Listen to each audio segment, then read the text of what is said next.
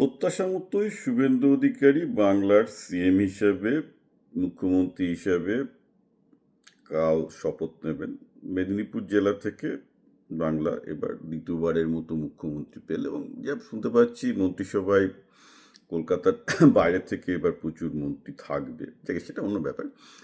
Main জিনিস হচ্ছে যেটা নিয়ে আমি বলতে চাইছিলাম, যে শুভেন্দু অধিকারীকে তো বাঙালি হিন্দু এবং ভারতের হিন্দুরা খুব বেশি করে চেয়েছিল তিনি মুখ্যমন্ত্রী হন।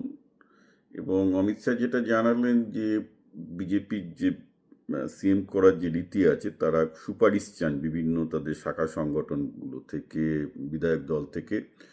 তো 8টি জায়গা থেকে রিকোয়েস্ট আসে, এবং অমিত শাহ জানাচ্ছেন 8টি জায়গা থেকেই শুভেন্দু অধিকারীর নাম এসছে, এবং সুতরাং দ্বিতীয় কারোর নাম আসেনি। অর্থাৎ শুভেন্দু অধিকারী বাংলার সিএম পদে ইউনানিমাস। সেটা একটা গেল, এটা তো কেউ অবাক হবেন না এই তত্ত্বে, কারণ তিনি লিডার অফ অপোজিশন ছিলেন, মমতা মন্ত্রিসভায় মন্ত্রী চালিয়েছেন। সোজা কথা বলতে গেলে তার থেকে যোগ্য কেউ নেই এই মুহূর্তে পশ্চিমবঙ্গে মুখ্যমন্ত্রী হওয়ার জন্য। তো অল ডান। প্রশ্ন অন্য জায়গায়। প্রশ্নটা হচ্ছে যে তার মুখ্যমন্ত্রী হয় দুটো জিনিস খুব আমি বলবো ইন্টারেস্টিং এবং টাফ হতে চলেছে। একটা হচ্ছে ভারত বাংলাদেশ সম্পর্ক, আমি আসছি, এবং বাঙালি মুসলমানদের সাথে মন্ত্রিসভার সম্পর্ক, এটাও দেখতে হবে। একটা ছোট কথা বলে নেওয়া যাক, যে আমার যত পশ্চিমবঙ্গে মুসলমান বন্ধু আছে, প্রচুর আছে, অনেকের সাথেই আমি কাজও করি, সবাই শুভেন্দু অধিকারীর ওপর ক্ষুণ্ণ ছিলেন। দেখুন, আমি একটা জিনিস জানি, যে শুভেন্দু অধিকারী তো অফকোর্স আগে তৃণমূলে ছিলেন, আগে তো শুভেন্দু অধিকারীকে এরা ভোট দিতেন, মুসলমানরা ভোট দিতেন। এরপর উনি যখন বিজেপিতে এলেন এবং খুব কড়া কড়া হিন্দুত্ববাদী কথা বলা শুরু করলেন, মুসলমানদের এগেনস্টে কড়া কথা বলা শুরু করলেন, অনেকেই তার ওপর, মুসলমানদের ওপর, বিশেষ করে মুসলমানদের যেটা সেকুলার অংশ যেটা আছেন, যারা তৃণমূলকে ভোট দিতেন, সেকুলার অংশ মানে ইসলামিস্ট এবং সেকুলার অংশ আছে, সেকুলার অংশ কিন্তু তাকে নিয়ে ভীষণ অসন্তুষ্ট ছিল, যে তিনি প্রচুর সাম্প্রদায়িক ডায়ালগবাজি করেছেন। আর এটা নিয়ে আমার কিছু বলার নেই। আমি আশা করব শুভেন্দু মুখ্যমন্ত্রী হলে, যেহেতু তিনি যখন বিরোধী নেতা ছিলেন, ভোট পাওয়ার জন্য তিনি ডায়ালগবাজি করেছেন, আশা করা যায় যে তিনি মুখ্যমন্ত্রী হলে আরও অনেক বেশি রেসপন্সিবল হবেন, এবং যে ধরনের তিনি আগে ডায়ালগ দিয়েছেন দেবেন। এর বেশি কিছু এই মুহূর্তে আমি বলবো না। আগে আমি দেখি, উনি তো সবে মুখ্যমন্ত্রী হওয়ার পর তো ওনার মুখ্যমন্ত্রী হওয়াটা কোনো অবাক কিছু নয়। সবাই জানতো হিমন্ত বিশ্ব শর্মা ওদিকে সম্রাট চৌধুরী হলে এখানে শুভেন্দু অধিকারী হবে, কারণ অবভিয়াসলি বিজেপি সবসময় এইসব জায়গায় একজন স্ট্রং ম্যান চাইছে। এবং দেখা যাক যে জিনিসটা কোন দিকে আমরা এগোচ্ছি। তো আমরা আশা করছি যে শুভেন্দু অধিকারী মুখ্যমন্ত্রী হওয়ার পর তার আর এই ধরনের ডায়ালগবাজি প্রয়োজন থাকবে না, এবং তিনি বাংলার উন্নয়নের জন্য সর্বাত্মকভাবে চেষ্টা করবেন। So that is my best hope. এইবার আসি সবচেয়ে ইম্পর্ট্যান্ট জিনিস, বাংলাদেশকে নিয়ে। বাংলাদেশে অলরেডি শুভেন্দু অধিকারী মুখ্যমন্ত্রী হতে পারবে, এবং সেই ভয়ে মোটামুটি একের পর এক টিভিতে সংবাদ হচ্ছে।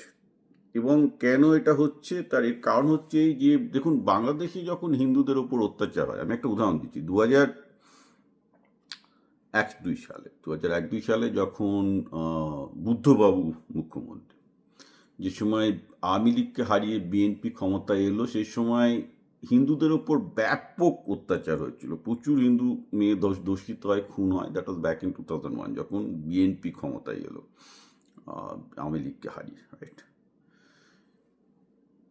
এই ইউনুসের সময়ে যে হিন্দু মারা গেছে, ধরা যাক এই 1.5 বছর ইউনুসের রাজত্বকালে বা ইউনুসের তত্ত্বাবধায়ক সরকারের, এক্স্যাক্টলি সেরকমই একটা পরিবেশ হয়েছিল যখন আওয়ামী লীগ থেকে বিএনপির ক্ষমতা হস্তান্তর হয় ব্যাক ইন 2001। ওকে, এই দুটো সময়, একটা সময় বুদ্ধবাবু মুখ্যমন্ত্রী ছিলেন, এই সময় মমতা ব্যানার্জি মুখ্যমন্ত্রী ছিলেন।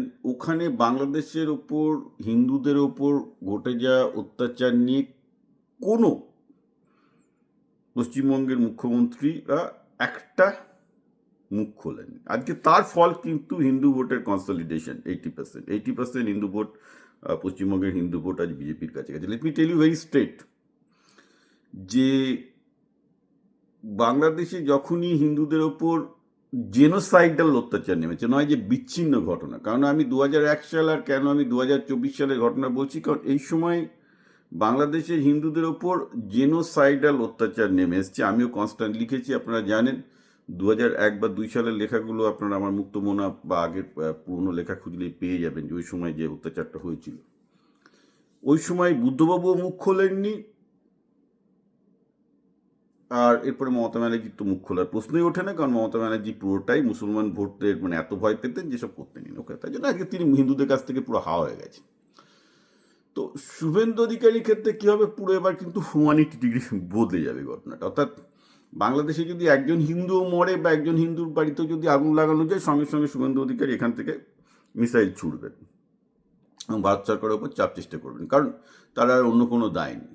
ওকে, এবং এখন যেহেতু ভারতবর্ষের একটা রাজ্যের মুখ্যমন্ত্রী এটা নিয়ে যখন শোরগোল করবেন, অবভিয়াসলি বিশ্ব মিডিয়াতে এটা অ্যাকশন পাবেন। আগে বাংলাদেশের হিন্দুরা যদি অত্যাচারিত হতো, সেই খবরগুলো এদিক ওদিক আসতো, বাংলাদেশের থেকে খুব একটা বেশি প্রচারিত হতো না।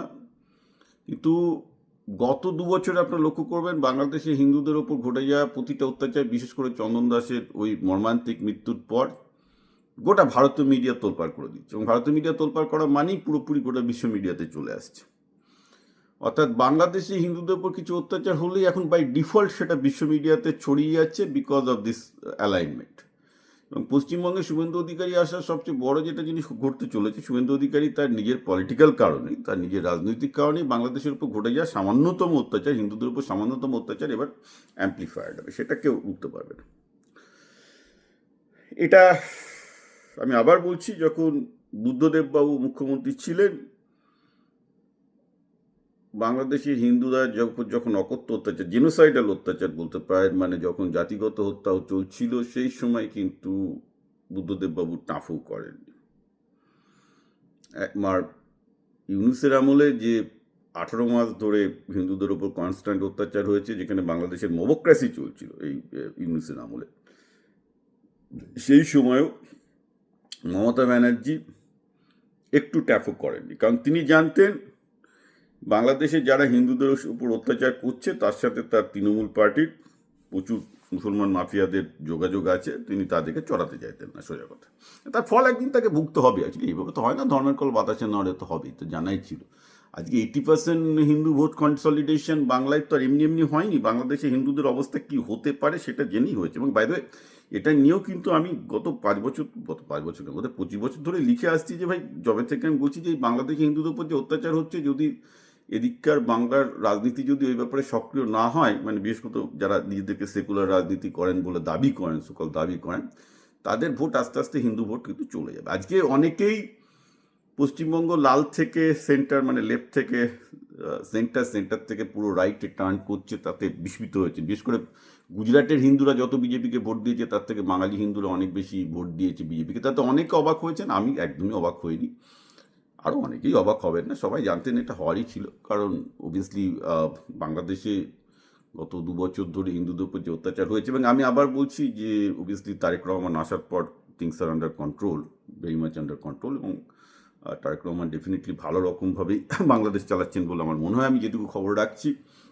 কিন্তু তার আগে যে মবক্রাসি চলেছে, যে এবং তার আগে বিএনপি জমানা, একদম প্রথম বিএনপি, মানে 2001 সালে যে যখন, মানে বিশেষ করে ট্রান্সফার হল পাওয়ারটা আওয়ামী লীগ থেকে BNP, both are very bad time for Bangladeshi Hindu. এবং সেই সময় বাংলাদেশি হিন্দুদের উপর অত্যাচার এর বিরুদ্ধে না বুদ্ধদেববাবু অ্যাজ এ হিউম্যান বিং, তাকে হিন্দু হিসেবে কিছু বলতে হতো না, অ্যাজ এ হিউম্যান বিং তিনি প্রতিবাদ করতে পারতেন, মমতা ব্যানার্জিও প্রতিবাদ করতে পারতেন। মমতা ব্যানার্জি কেসটা তো পুরো মানে জঘন্য, ইটস টু ব্যাড। তো ন্যাচারালি সেই জায়গাটাতে একটা বিশাল পরিবর্তন হতে চলেছে। বিশেষ করে বাংলাদেশে এবার যদি হিন্দুদের গায়ে কোনো আগুন লাগে বা ঘটনা লাগে, এটা তো পুরো অ্যাম্পলিফাইড হয়ে যাবে, বিকজ মনে হয় শুভেন্দু তার নিজের ইয়েতে পুরো এটাকে জ্বলিয়ে দেবেন। তো বেসিক্যালি বাংলাদেশ চাপে থাকলো।